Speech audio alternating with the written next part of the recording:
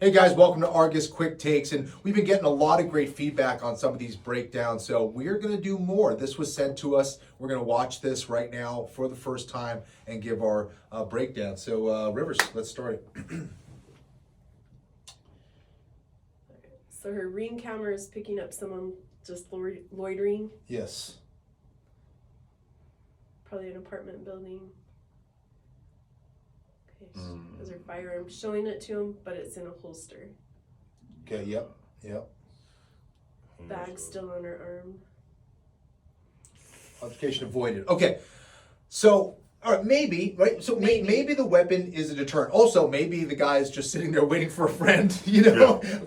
But in a situation like that, first of all, what do you think about that approach? You know, should she have had her weapon out like that, and should it have been in the holster? What would you recommend, Rivers? Well, with the approach, if you were that scared or you feared that someone was there for other means than waiting on someone or living in the apartment complex, resident of that apartment, I probably would call the police. I mean, it's go back to your car and call the police. police. Go back to the car, call the police, or go back to your car and just wait a while and watch them, see what they're doing. If they are waiting on somebody or they are loitering, trying to get a victim, you know. So let me ask you this question, because we get this question a lot in our ladies only trainings, where they're nervous about something, something doesn't seem right before they go in their home, or they're at a store, someone's making them feel uncomfortable, but they feel silly or stupid for calling the police and feel like the police are going to think they're silly or scared or overreacting. What would you tell them? Because all the time they don't listen to that inner voice. Like Intuition's a powerful thing. Absolutely. You don't want to ignore that, but yeah. Yeah, but again, call. They rather come out and it's nothing than having to come out and it's a report. Especially if it's something like this right here. You possibly can get robbed, you possibly get killed. If you feel that way, call. It's no problem. The officers are not going to think that you're stupid. They're not going to think that it was a waste of time. They'll rather come out there before, because what if this guy was someone that was wanted for murder or someone a real hardened criminal, Right? And or she prevents it and he goes on to hurt someone else. hurt someone else. Right. But the other thing is back to her approach with a gun in her hand like that. With a holster, she has it in a holster, which is good, but you're going to have to use your other hand to clear that holster to draw your weapon. So I don't think it was good. That was a good approach to it, by having your gun out in your hand like that. If he would have rushed her, easily could have took. She had her back to him. Yes. Had her back to him. arms Gun are exposed, her full of- arms are tied up.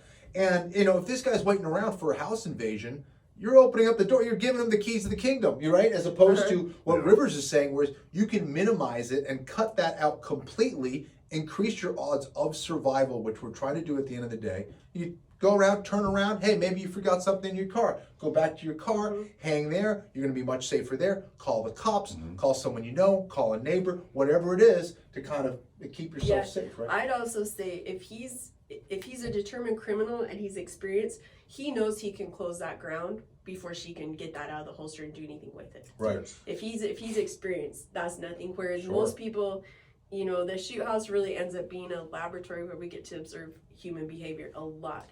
And most people are unaware of how quickly someone can cover distance. Yep. We really feel like we're going to recognize a threat, turn, respond, or be able to draw out of that holster, and people cover ground.